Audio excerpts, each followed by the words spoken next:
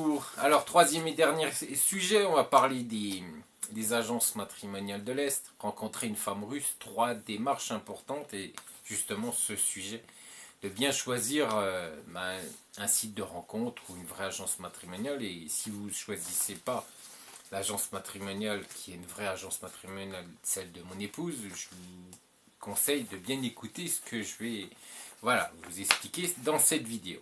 Parce que vous faites beaucoup d'erreurs qui vous sont fatales, justement, pour rencontrer une femme russe, une femme de l'Est en général. Et c'est pour cette raison que ça vous mène à l'échec.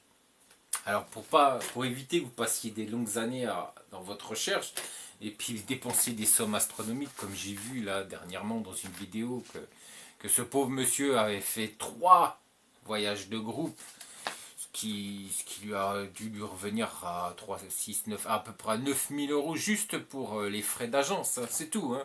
Et après, il y a l'hôtel, il y a les déplacements et tout, hein, le miam miam. Donc voilà, déjà juste pour les frais d'agence, il était déjà ce pauvre monsieur à 9000 euros. Et c'est pas le seul. Hein. Si vous avez vu la vidéo d'Hugo, c'est une catastrophe. Il a dépensé des milliers d'euros pour rencontrer enfin sa Yulia. Mais voilà, donc si vous voulez éviter tous ces pièges, éviter tous ces échecs, je vous conseille de bien écouter cette vidéo. Alors ce qui va vous paraître étrange, pour vous qui ne connaissez peut-être pas l'Ukraine ou qui connaissez un peu l'Ukraine, pourquoi je suis toujours sur le fait d'avoir absolument des partenaires en Ukraine? Je vais vous l'expliquer justement, encore une fois, car je pense que certaines personnes ne l'ont pas compris. Alors, faire un partenariat avec des agences sérieuses, je dis bien sérieuses, parce que voilà, il faut bien faire attention et bien connaître l'Ukraine pour avoir des partenaires sérieux. Et puis en Russie, puis en Biélorussie, c'est exactement la même chose. Pour avoir des partenaires en Biélorussie, bon, voilà, c'est quand même plus facile d'en trouver. En Russie, c'est plus compliqué. En Ukraine, il faut juste connaître bien le pays, avoir des bons contacts, et puis ça se passe plutôt bien. Mais bon, il faut bien connaître l'Ukraine, et puis avoir de très bons contacts, pour pas se faire escroquer comme certains ont été dans cette situation-là, et qui connaissent des personnes, et qui aujourd'hui vous vendent leur soupe. Mais après, chacun veut comme il veut. D'avoir des partenaires, c'est la garantie de connaître ces dames personnellement. Oui, elles connaissent toutes les dames personnellement. Parce qu'elles les ont vues, parce qu'elles ont discuté avec en face à face, hein, pas au téléphone, pas sur Skype, non, face à face, on est bien d'accord. Et elles ont bien compris que ces dames, elles étaient réelles, qu'elles ont vu les photos, elles l'ont rencontrée personnellement, elles savent exactement qui elle est, à quoi elle ressemble, comment elle est habillée, quel est le style de cette femme, parce qu'elles ont rencontré au moins 1 heure à discuter face à face. Voilà, c'est ça l'intérêt. Mais dans tout, soit site de rencontre femmes de l'Est, ou soit agence matrimoniale internationale ou française ou francophone, hein, on ne peut pas vous garantir que la personne va se marier avec vous. C'est pas possible. Même vous, messieurs, quand on présente un monsieur à une dame, on ne peut pas lui garantir cette dame qui va vouloir l'épouser. C'est impossible. Il faut rester réaliste. On est bien d'accord. Autrement, ce sont de vrais menteurs, et déjà qu'il y a pas mal de marchands de tapis sur YouTube, mais alors là, si en plus il vous assure que cette dame va vous épouser, là je ne peux pas faire grand chose pour vous si vous êtes trop naïf pour le croire. Et c'est impossible de vous donner une telle garantie d'un côté comme de l'autre, de toute manière. Mais ce qui est sûr, c'est que nos partenaires connaissent exactement qui est la dame, et Irina également, parce qu'elle ne connaît pas la totalité, parce qu'aujourd'hui elle a 3000 adhérents, mais elle en connaît une bonne partie, et elle aussi peut vous assurer qu'elle est réelle, que cette dame est réelle. Alors si vous avez commencé la correspondance, vous savez que sur le site d'Irina, c'est par visioconférence, donc vous n'aurez pas tous ces problèmes-là, mais si vous commencez la correspondance seul, dans un site que vous êtes inscrit en ligne, et vous n'avez pas la possibilité, bien sûr, de la voir en réel, je vous conseille d'en apprendre un maximum sur elle avant de la rencontrer. Demandez-lui tout simplement, vous savez qu'aujourd'hui il y a des réseaux sociaux russes. Bon, il y a Facebook, hein, il y a Twitter, de moins. Oui, non, pas Twitter, c'est... Si, c'est Twitter. Si, c'est Twitter. Elles ont, comme nous, francophones, du moins pas moi, mais bon, en général, les gens aujourd'hui vont sur Facebook. Donc elle aura peut-être une page Facebook. Mais il y a aussi les réseaux sociaux russes comme VK, Anax Classic, qui est également un réseau russe, et elles ont quasiment à 100% toutes les pages de réseau. Donc demandez-lui déjà sa page. Demandez, quand vous êtes tout seul à correspondre avec elle, demandez-lui sa page de réseaux sociaux pour voir un peu qui elle est, puis voir aussi ses photos, parce que souvent elles mettent un maximum de photos sur ses réseaux sociaux. Donc comme ça, là déjà, vous aurez quelques photos à vous mettre sous la dent, et puis vous verrez exactement qui elle est. Et vous pourrez y accéder, vous pourrez même vous inscrire sur ces réseaux sociaux et pouvoir discuter directement sur sa page sociale pour pouvoir mieux vous connaître et mieux faire connaissance. Et à chaque fois qu'elle mettra une photo, vous pourrez la regarder. Donc ça peut être un plus aussi pour vous. Et ensuite, si Irina fait des vidéoconférences sur Skype, comme je vous disais, avec traductrice, hein, c'est voilà, traductrice et en plus conseillère, qui vous traduit et ensuite vous conseille également pour telle ou telle dame quand vous n'êtes pas en voyage de groupe avec moi. Donc voilà, donc ça vous apporte un plus, mais si vous êtes seul, je vous conseille, même si vous avez du mal et qu'elle a du mal également de comprendre le russe, l'anglais ou le français, excusez-moi, et vous avez du mal de comprendre le russe, vous allez pouvoir discuter en vidéoconférence, bien sûr. Je vous le conseille fortement d'avoir une webcam ou soit en visio sur Viber. Vous avez la possibilité aussi. Bon, sur Viber, si elle n'a pas une bonne caméra, une bonne cam sur son téléphone, ça va être un peu difficile de bien la voir. Mais bon, en Skype, avec webcam ou avec sa caméra sur son téléphone, vous avez la possibilité. Bon, c'est sûr que là, il va falloir vous débrouiller tout seul pour traduire si elle ne parle pas un mot russe. Mais bon, vous pourrez lui faire coucou et un petit bisou. Ça sera déjà pas mal. Et en plus, vous pourrez la voir vraiment en vidéo, ce qui pourra vous apporter un plus pour vous. Ensuite, vous pouvez lui demander également sur WhatsApp de vous envoyer des photos, parce que c'est le même procédé que Viber. C'est vrai que je parle souvent de Viber, mais il y a WhatsApp qui peut également, voilà, il faudra juste lui demander d'installer WhatsApp, parce que souvent elles ont plus Viber que WhatsApp. Mais bon, là aussi vous pourrez lui demander des photos ou faire une visio avec elle sur cette application. Vous êtes rassuré, vous avez vu sa page sur les réseaux sociaux, vous avez pu discuter avec elle sur WhatsApp, Viber ou par Skype, en vidéoconférence, en visio ou vidéoconférence. Donc là, vous savez qu'elle existe, qu'elle est réelle. Vous savez également qui elle est, vous savez également son physique, vous avez essayé, parce que sans traductrice, ça va être très très compliqué. Mais bon, vous avez essayé de baragouiner un peu quelques mots, elle comprend quelques mots en anglais, donc vous avez arrivé à un peu vous comprendre, mais vous savez qu'au moins elle est réelle, et que vous savez au moins quel est son visage, quel est vraiment son physique. Donc déjà, là, vous êtes passé à une étape où vous allez pouvoir définir réellement vos intentions et les intentions également de cette dame. Alors si vous recherchez une relation sérieuse, eh bien moi je vous conseille de lui dire dès le début, mais comme elle est normalement sur un site de rencontre femmes de l'Est, eh bien normalement ça tient de sens. Mais dites-lui quand même. Dites-lui quand même. Dites-lui franchement, parce que l'agence d'Irina, pour ces dames, c'est normal. Vous n'avez même pas besoin de lui dire parce qu'elle le sait. Mais sur les sites clubs de rencontre femmes de l'Est, attention. Attention, on a certaines, voilà. Et puis il y a des agences aussi, des directeurs d'agences qui, pour faire du chiffre, voilà, ils mettent tout et n'importe qui sur leur site, les profils, les adhérentes, ils ne savent même pas si elles veulent ou non une relation sérieuse, et ils vous filent ça sur le site, et puis ça fait du nombre, du chiffre, et puis c'est le principal.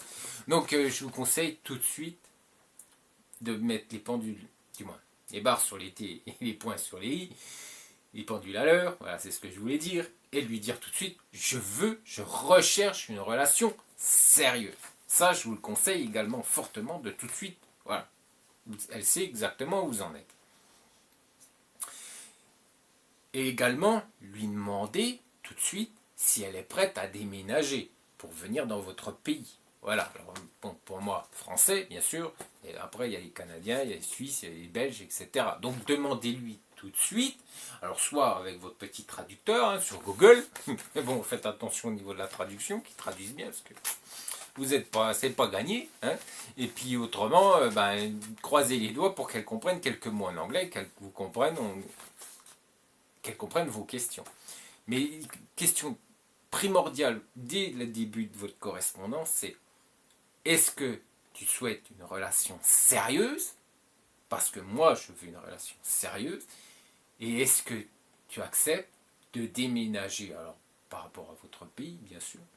France, en Europe. France, Suisse, parce que moi je suis francophone, donc France, Suisse, Canada, Belgique. Mais après, il y a d'autres pays, hein, on est bien d'accord.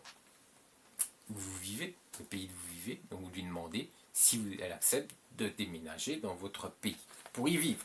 Ça, c'est deux questions prioritaires dans votre correspondance. Ça, alors là, il faut tout de suite lui demander.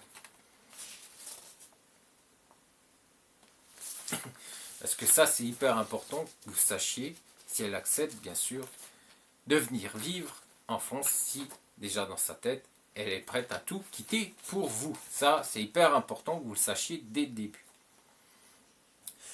Encore une question importante touche ses enfants. Ça, il va falloir y venir aussi assez rapidement, surtout si elle a des enfants qui sont ados. Encore un bébé, là, la question ne sera pas besoin d'être posée, mais si ce sont des ados, je vous conseille de rapidement lui poser la question, parce que beaucoup d'enfants, vous n'aurez pas ce genre de problème, étant donné que beaucoup d'enfants voudront rester chez les grands-parents, mais d'autres vont vouloir suivre maman. Donc là aussi, je vous conseille de rapidement lui poser la question par rapport à ses enfants, ce qu'ils pensent. Il faut bien comprendre que ces questions, c'est quand vous n'avez aucun suivi, quand vous devez vous débrouiller seul, quand il y a toute une équipe qui est autour de vous, qui est soudée autour de vous, qui va vous suivre, ces questions n'ont pas besoin d'être, étant donné qu'elles le savent, qu'elles en sont conscientes, que si elles sont dans une vraie agence matrimoniale internationale, toutes ces questions n'ont pas besoin lieu d'être, étant donné qu'elles savent déjà, parce qu'elles se sont inscrites, parce qu'elles ont signé un contrat. Mais sur des sites de rencontres femmes de l'Est, je vous conseille fortement de poser tout de suite ces questions pour que vous sachiez où vous en êtes. Alors ensuite, il faut également lui demander si cet enfant va, quand il a un ado, et donc il est à l'école, il faut lui demander si cet ado va continuer ses études en Russie, ou en Ukraine, ou en Biélorussie, où ils veulent partir avec sa maman dans votre pays. Il faut en parler avec cette dame très tôt, parce que il est incontestable que ses enfants font partie de sa vie. Donc, automatiquement, il faut savoir par rapport à ses enfants. Donc, il faut également, si vous n'êtes toujours pas dans une agence matrimoniale, une vraie agence matrimoniale internationale, étant donné que nous avons aujourd'hui des interviews et que ces dames répondent justement à ces questions, et toutes, dans l'agence d'Irina, quand on parle de travailler, elles disent oui, nous voulons travailler dans le pays du monsieur. Donc là, non plus, pas besoin de poser des questions, ce genre de questions dans l'agence de mon épouse, étant donné qu'elles sont conscientes également qu'elles devront travailler. Bon, après, bien sûr, il y a passer un certain âge, ça va être plus compliqué, je vous l'ai déjà expliqué, mais bon. Mais sur des sites rencontres femmes de l'Est où on vous laisse totalement seul à vous débrouiller seul, eh bien, je vous conseille également de poser cette question, est-ce que tu souhaites travailler dans mon pays? Ça, je vous le conseille également, ça fera partie des premières questions à poser à cette dame. Donc, parce qu'on est bien d'accord que, voilà, apparemment, moi, ce que j'ai compris, dans l'agence de Irina, la question ne se pose pas et il n'y a pas de difficulté par rapport à ça, mais moi, j'ai compris aussi, dans ces sites de rencontres femmes de l'Est, qu'il y a des femmes qui avaient envie de rien foutre, qui venaient en France et puis qui, à part rester à la maison, elles n'avaient pas du tout envie de travailler. Donc voilà, donc, je vous conseille également de poser cette question dès le début de votre correspondance. Comme ça, vous serez fixé sur ce qu'elle veut ou ce qu'elle veut pas.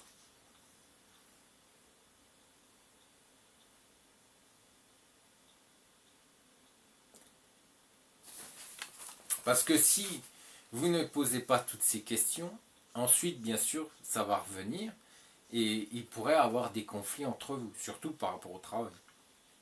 Si la femme refuse de travailler, là vous allez au casse-pipe, et puis là ça va poser des sérieux grincements de dents dans votre relation. Donc je vous dis, hein, par rapport, vous messieurs de la communauté, vous avez vu les interviews et vous avez compris que toutes ces dames souhaitaient travailler dans l'agence d'Irina. Voilà, on est bien d'accord, toutes les dames qui sont dans l'agence d'Irina, elles souhaitent travailler, bien sûr, c'est toujours par rapport à l'âge, hein, parce que passer 40 ans, ça va être bien plus compliqué. Et ça, c'est pour toutes, voilà, pour toutes dames. Mais voilà, toutes celles qui ont 35 ans, du moins de 25 à 35, 38 ans, elles pourront travailler dans d'autres pays, il n'y aura pas de problème. Donc voilà, c'est pour ça qu'à chaque fois, à chaque interview, je pose ces questions et que cette question revient quasiment sur toutes les interviews, étant donné que pour vous, messieurs, c'est hyper important d'avoir ces réponses. Et ensuite, la dernière démarche, hein, ça sera la troisième et dernière. Alors, si la femme est belle, et surtout si elle a moins de 35 ans, on est bien d'accord. Il faut comprendre qu'aujourd'hui, c'est pas le plus populaire.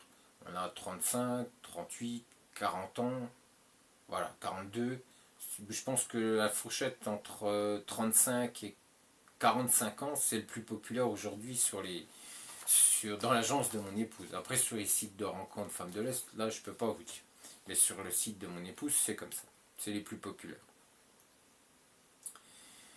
Donc, sur le site de mon épouse, l'agence matrimoniale de mon épouse, étant donné que sa façon de travailler, il n'y a pas de plus ou de moins populaire. Étant donné que toutes ces dames ont leur chance, étant donné que vous savez qu'Irina travaille avec un questionnaire et que c'est ces dames qui acceptent ou non de vous rencontrer. Donc il n'y a pas de populaire, non populaire, toutes ces dames acceptent, du moins. Quand vous envoyez le questionnaire, elles acceptent de vous rencontrer par rapport à la tranche d'âge, par rapport au genre que vous recherchez. Donc il n'y a pas de populaire plus populaire, étant donné que ce n'est pas vous qui choisissez, mais elles qui vous choisissent. Mais sur les sites de rencontres femmes de l'Est, c'est totalement différent. Les dames reçoivent beaucoup de messages et peut-être beaucoup de cartes, de bouquets, de fleurs, etc. On est bien d'accord, hein, parce que c'est à vous de vous débrouiller seul. Donc, bien sûr, il y a des profils qui reviennent souvent. D'ailleurs, il y a quelqu'un qui en a parlé il y a quelques jours sur YouTube qui vous disait qu'il allait faire des vidéos d'interviews des femmes, justement, ces femmes qui reviennent souvent et qui sont très populaires sur son site. Donc voilà, c'est ce qu'il explique et on a bien compris que c'était un site de rencontre femmes de l'Est comme il l'exprimait dans cette vidéo. Alors bien que votre correspondance puisse être romantique, vous ne connaissez pas encore pleinement. Alors plutôt de vous rencontrer en réel, plus tôt vous vous rencontrerez en réel, mieux c'est. On est bien d'accord, messieurs. Parce que là, il faut, voilà. Et puis de toute façon, ces dames n'aiment pas attendre.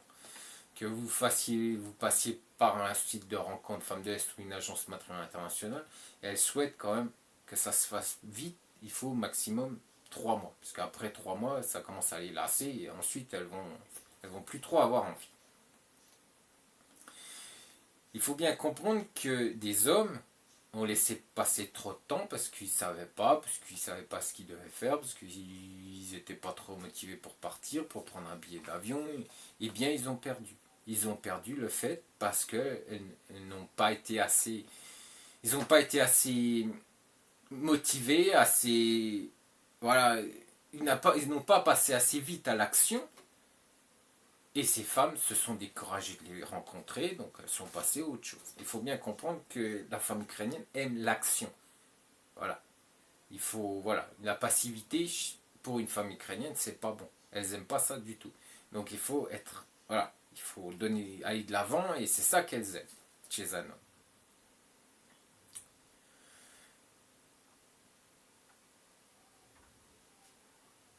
Plus tôt vous la rencontrez, plus tôt vous la connaissez. Alors moi je pense qu'il faut rester naturel. Il ne faut pas acheter des habits comme je vous l'ai dit. Il faut rester naturel. Mais il faut agir. Et ça, si vous n'agissez pas, si vous ne vous dépêchez pas, la femme va se lasser et ainsi vous allez la perdre.